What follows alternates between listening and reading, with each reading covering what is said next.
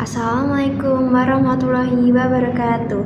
Hello everyone, my name is Nur Afifah with the last number 119. I'm a fourth semester in English Education Department, class C. I'm making this video to fulfill the mid examination for the Islamic Studies Methodology course under the guidance of our Honorable Lecturer, Mr. Ridho Riyadi, MPDI. Today, I will summarize the key material from our first 6 meetings covering history, research model, and universal values of Islam. Let's start it. In the first meeting, we learned that Islamic studies is not about religious doctrine, but also a historical and social phenomenon. It has two main targets. First, the religious aspect, based on the Quran and Hadith as universal guidance, and second, the scientific aspect using a rational and empirical approach to study social facts. We also trace his history from the classical era with scholars like Ibn Sina and Al-Ghazali to modern times, emphasizing the balance between reason and faith. Next,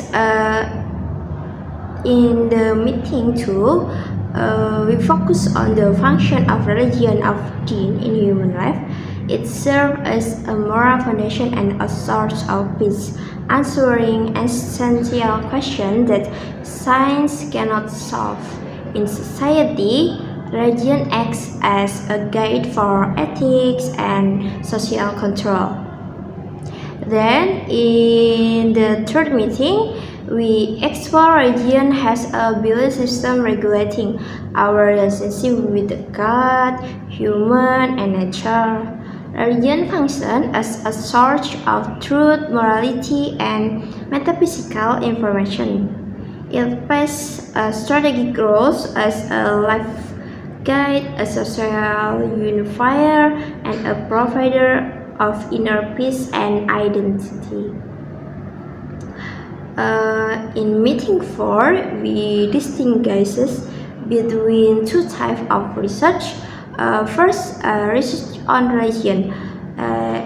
It focuses on the core teaching as use a normative theological approach, and then the second, religiosity research focus on social phenomena and practice using an empirical approach based on field data. Both are essential and complementary to understand religion holistically. Next, meeting 5, it focuses on Islam as a universal religion. While Islam is open and relevant for all time, different perspectives exist.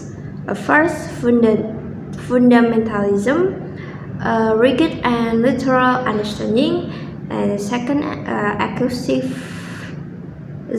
versus inclusivism, different attitudes toward truth and diversity.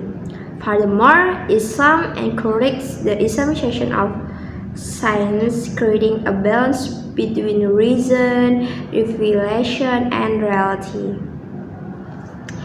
Finally, in the last meeting, we studied the hierarchy of Islam source.